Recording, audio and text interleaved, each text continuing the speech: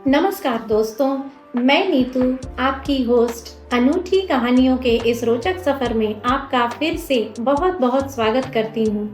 आशा है किस्से कहानियों का ये सफर आपको पसंद आ रहा होगा और आपके जीवन को निश्चित रूप से नए रंगों से भर रहा होगा। तो दोस्तों, आपसे रिक्वेस्ट है कि अगर आपको ये चैनल पसंद आ रहा हो तो लाइक करें और सब्सक्राइब करें।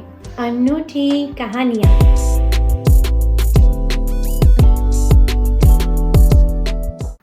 तो दोस्तों, किस्से कहानियों की इस कड़ी में आज हम जानेंगे एक ऐसी गृहिणी के बारे में जिन्होंने समुद्री प्रदूषण के बारे में जागरूकता फैलाने को ही अपने जीवन का लक्ष्य बना लिया और इसके लिए वो 50 साल की उम्र में एक प्रोफेशनल स्कूबा डाइवर बनी।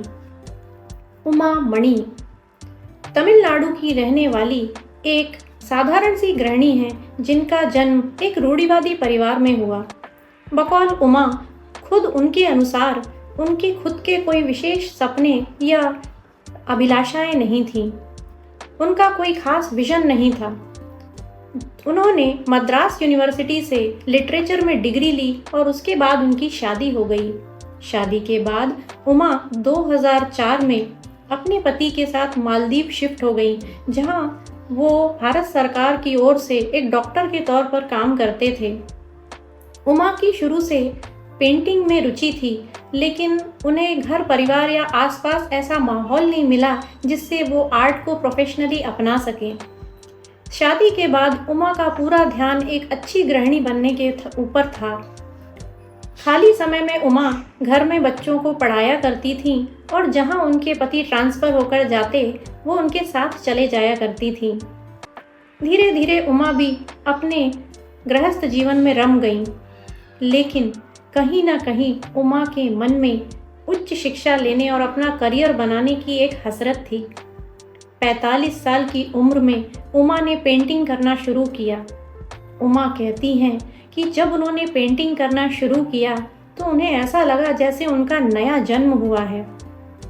धीरे धीरे वो अपनी बहुत सी पेंटिंग्स बनाती रहीं। एक बार उमा ने कोरल रीफ्स या समुद्री रीफ्स पर एक डॉक्यूमेंट्री देखी जो उन्हें काफ़ी इंटरेस्टिंग लगी। इससे उन्हें उनके बारे में और ज़्यादा पढ़ने की इच्छा हुई। धीरे धीरे जब कोरल रीफ्स के बारे में उमा का नॉलेज बढ़ा तो उन्होंने उस पर पेंटिंग्स बनाना शुरू कर दी और उन्होंने एग्जीबिशंस लगाना शुरू कर दिया। एक बार जब उमा कोरल रीफ्स पर प्रदूषण के असर के बारे में एक एग्जीबिशन में बोल रही थीं, तब उनके एक कजिन ने कमेंट किया कि वो जानते हैं कि कोरल रीफ्स कैसे दिखते हैं। वैसे तो समुद्री पानी बहुत सुंदर और नीला है और कोरल रीफ्स भी बहुत सुंदर दिखते हैं, लेकिन समुद्र में बहुत प्रदूषण है। इस एक कमेंट ने उमा की कोरल रीफ के प्रति जिज्ञासा को और भी अधिक बढ़ा दिया और उसी क्षण उन्होंने निर्णय लिया कि वो एक प्रोफेशनल स्कूबा डाइवर बनेंगी। उनके इस फैसले का उनके परिवार ने स्वागत किया और पूरा सहयोग किया। उनके कोर्स की फीस को खुद उनके बेटे ने भरा। अब उमा तैयार थी एक एक्साइटिंग और उमंग से भरी यात्रा करने के लिए। जब पहली बार उमा पानी में उतरी तो कंधे और सिर पर इतने भारी गियर्स और दूसरी एसेसरीज पहनने के बाद भी वो पानी में अपने आप को पंख जैसा हल्का महसूस कर रही थी। पानी के नीचे की दुनिया अद्भुत थी, इतनी कलरफुल थी कि जैसे उनके लिए समय रुक गया था। समय के साथ उमा का कोरल रीफ्स के प्रति प्यार बढ़ता ही गया।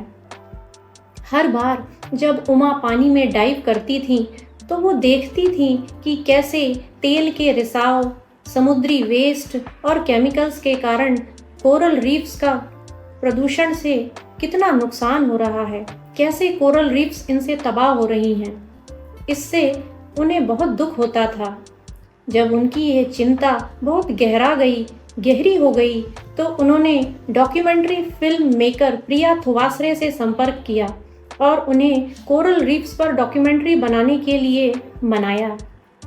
2019 में कोरल वुमेन नाम से यह डॉक्यूमेंट्री रिलीज हुई और इसने कई अवार्ड्स जीते। उमा कहती हैं कि हम भारत में कभी भी कोरल रीफ्स के बारे में चर्चा नहीं करते, लेकिन इसीलिए ये डॉक्यूमेंट्री आंखें खोलने वाली हैं। आज भी उमा पेंटिंग एग्जीबिशंस करती हैं जो कि कोरल रीफ्स पर होती हैं, लेकिन उनकी पेंटिंग के कोरल रीफ्स अब आज खुश नहीं हैं।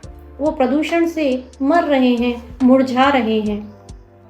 आज भी उमा इतना दम रखती हैं कि इस उम्र में भी वो वेट सूट, फ्लिपर्स और डाइविंग मास्क के साथ साथ 20 किलो की भारी एसेसरीज को पहनकर भी समुद्र में डाइव कर सकती हैं। कुछ समय पहले सोनी बीबीसी अर्थ ने उनको चैंपियन ऑफ द मंथ के टाइटल से भी नवाजा है।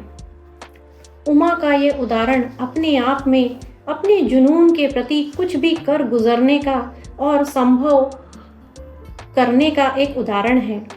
ये इस बात का एक नायाब नमूना है कि असंभव को भी संभव किया जा सकता है अगर हमारे इरादे नेक हों। तो ऐसी ही अच्छी और सच्ची कहानियों के लिए देखते रहें अनूठी कहानियाँ।